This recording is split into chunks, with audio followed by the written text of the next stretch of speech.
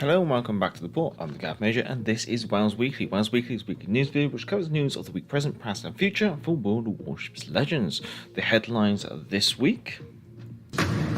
Ranked Season 24 is obviously forthcoming and we do have obviously the usual breakdown for that. There's also been some hot news which is coming quite recently, pun intended. Now it is a bit of a quiet week, so there are just some random other things and bits and bobs here, but that should mean that WoWs Weekly is nice and quick. So these headlines and more after this short break.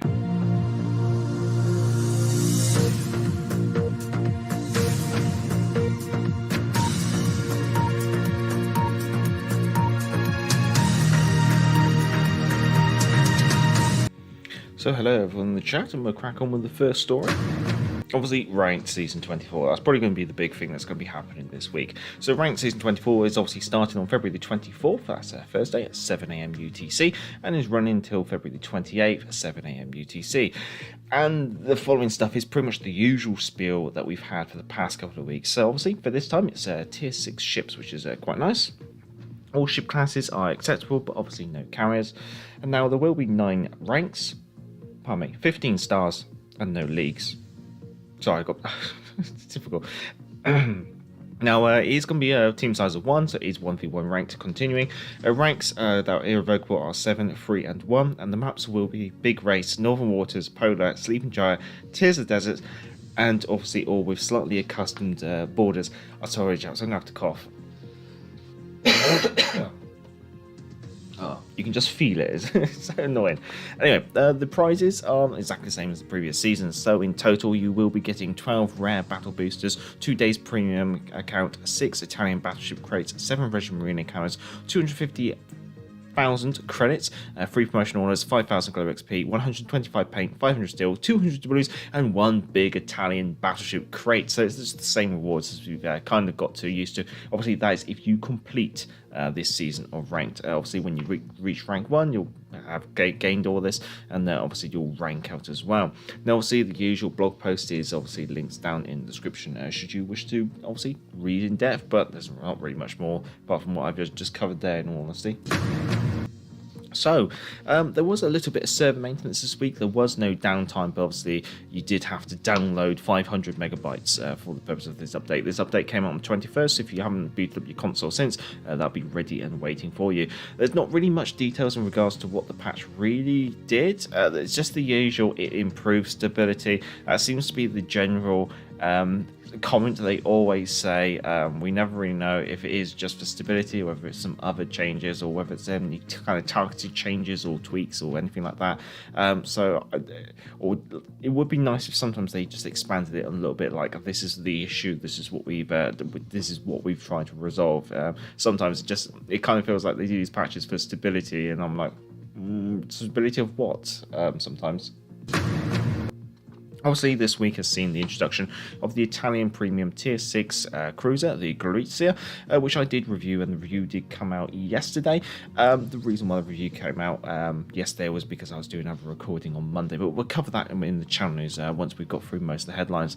Anyway, she's available for 12,500 doubloons, and really, she's nothing special.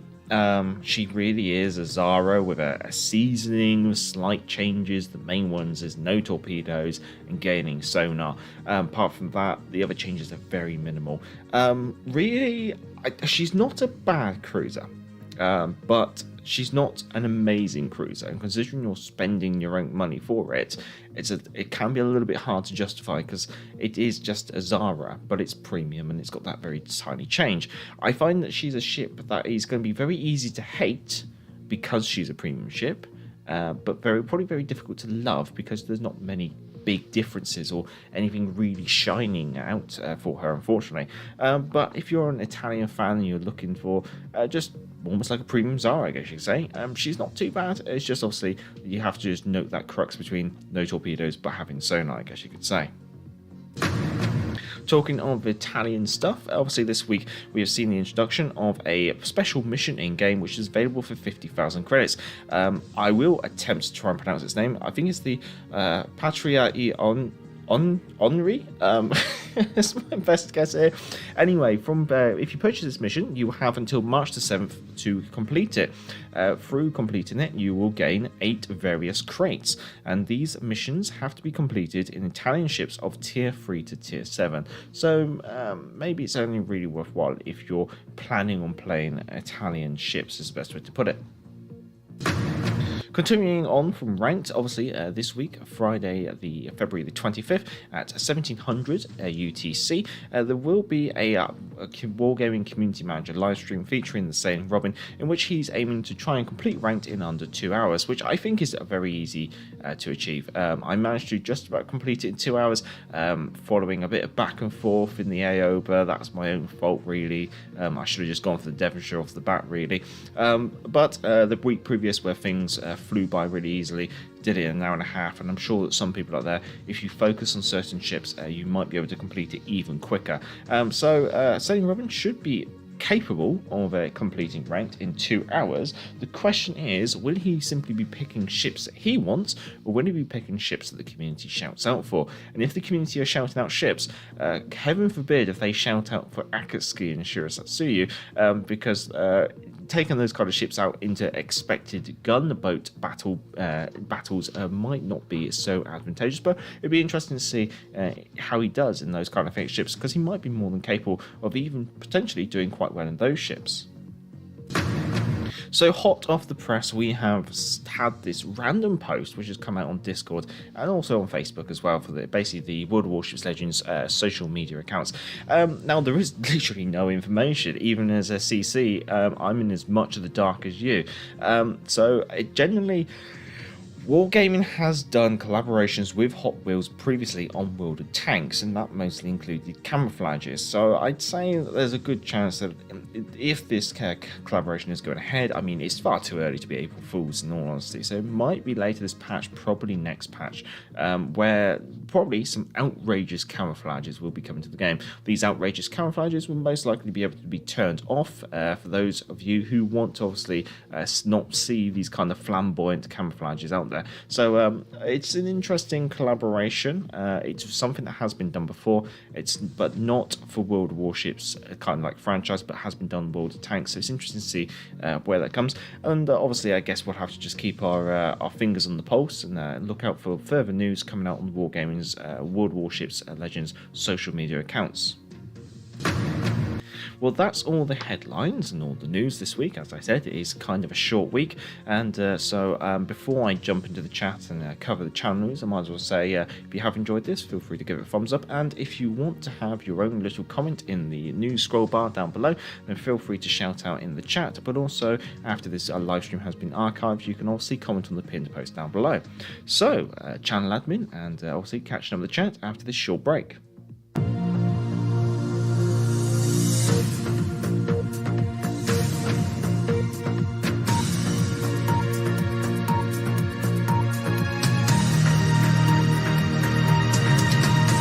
So first of all, we'll start with the channel news. Obviously, on Sunday we had the historical accuracy short of the Jervis, and it's worth mentioning that the forthcoming Sunday will be a historical accuracy short for the Fiji. Also, it's worth mentioning that the Galizia review came out on Tuesday, very late Tuesday. And there was one reason for that. Reason being was I was recording on Monday night another video which is coming out tomorrow, which obviously will have something to do with ranked, I guess you could say, but also I do apologise for the Galizia review. There was a part of it where I had Colonel Bogey's March, and I had the rest of the game at full-time speed. However, upon reviewing it this morning, I uploaded it quite late last night, and after I uploaded it, I only quality checked like the first half and went, yep, that's fine, and I should have watched it all the way through. That's my bad. That's my downfall on quality checking, and so that little bit got all messed up, so I ended up having to just edit that out using YouTube, and it seems to be fine now, thankfully. Obviously, today we're doing Wales Weekly. Thursday, as I kind of already alluded to, there's going to be a ranked video. So the aim is before the season season of ranked actually starts, the no pay to win picks for season 24 will be coming out, and that's going to be my picks for ships. For if you haven't got all the premiums, or you're looking to maybe partake in the no pay to win challenge, my recommendations, obviously they're just recommendations in my opinion, but I will be obviously putting the metal to the test, I guess you say, during my live stream on Friday. And yes, there will be a gaming live stream on Friday. It's yet to be scheduled, but it should be 19:30 hours UTC going on. So hoping that the Sailing Robins live stream that starts at 1700 hours doesn't overrun too much, otherwise there might be a little bit of a clash there. And as I've already alluded to, the Sunday short will be obviously the Fiji. That's everything regarding the channel, so let's jump in with the chat. So I'd like to say hello to Amber Crib and Mike X Gaming as well, and also Jeff Dave. Good to see you. Amber Crib, already I've kind of already alluded to this on the Discord, but yes, the Barbie collab Mickey take. I have made one. Maybe I might post that sometime. Hello, Randy Chang. Hello. Mike S. Gaming, currently watching Liverpool crush Leeds. Ooh, into football, are we, sir? Vaz, I've opened the Battle of Glenmorgie, 14. Quinton, Ruby Port Cask Major. Very nice, very different stuff. That does sound very nice, I have to be honest. Especially if it's in a Ruby Port Cask. That does sound quite nice. Anyway, we're getting on a bit off there. Like I said, we'll be taking Belfast out this ranked, and Fiji. Be careful with Fiji. Just remember that she does have a bow plating that is not capable of ricocheting 8-inch AP. Belfast could be an interesting choice, but again, the armor scheme, you are going to be in the same boat. So just bear those in mind, and just hope that you don't get battleships. Obviously, with the Belfast, you do not have torpedoes, so but also furthermore bear that in mind if you end up coming up against battleships, I guess you could say. Crib, if I struggle with Minsk, I'll give Talon a go as well. Yeah, both of those are good choices, and obviously I won't spoil tomorrow's video with that. Crib, Gorizia, toppings are missing from the pizza. She's just a baked dough at the moment. I'd say like the Zara is a margarita, and the Gorizia is a margarita, but they've removed the cheddar and they've added a piece of parsley, but it's still got mozzarella and the tomato base. It's the same but slightly different, and you're not exactly going to go, "Ooh, wow, I'll have the parsley pizza with no cheese on." This is the thing. Like if the Zara was a margarita and they made the Gorizia into a pepperoni pizza, then you go, "Ooh, it's got more toppings." But no, it's there's not much difference. It's almost like, yeah, it's like comparing two margarita pizzas, but they're charging you twice the price for one of them because they put a bit of parsley on it. Vaz, I wonder if Wargaming will give us rank stats for this patch like they usually do, to show us that 50% of people that play the game. It'd be interesting to see if they do release some stats, and I kind of hope they do. I would like to see some stats, especially from these past batches of ranked. With the rank, we've done tier 3, 4, 5, and now we're doing tier 6. I'd like to see what the top ships were and stuff like that. Rain Chang, is it me, or are Hot Wheels an odd thing to get into? It is a very odd thing to get into, but I'm not. But then again, I feel a bit like Vaz says, what's next? My Little Pony. You can almost see the My Little Ponies as a commander, can't you? Although you could say they're targeting the younger audience, I think Hot Wheels was also something that was quite big during my youth, and I'm 30, so and to say they might be targeting the young, but they also might be targeting people of my generation who obviously have rose-tinted memories of Hot Wheels back when they were young. Crib would be better off with a Hasbro Battleship collaboration. Would be interesting to see how they do that, because they've done collaborations with Hasbro before, haven't they? Jeff, World of Tanks Hot Wheels Commanders 2, so we may get a batch of ship commanders. Oh, that'd be interesting. Mike gets paid to win commanders. Yeah, more of them. That's what. Then again, the recent batch of commanders from Zerlane have not been that too amazing. So potentially it might be not so pay to win. It might be just pay to have different almost. Hello, Sean. Hello. Just heard about the Hot Wheels. That's the tyre sorted for my side of my side. Oh boy. In World of Tanks, had names like Speed Race. Oh, okay.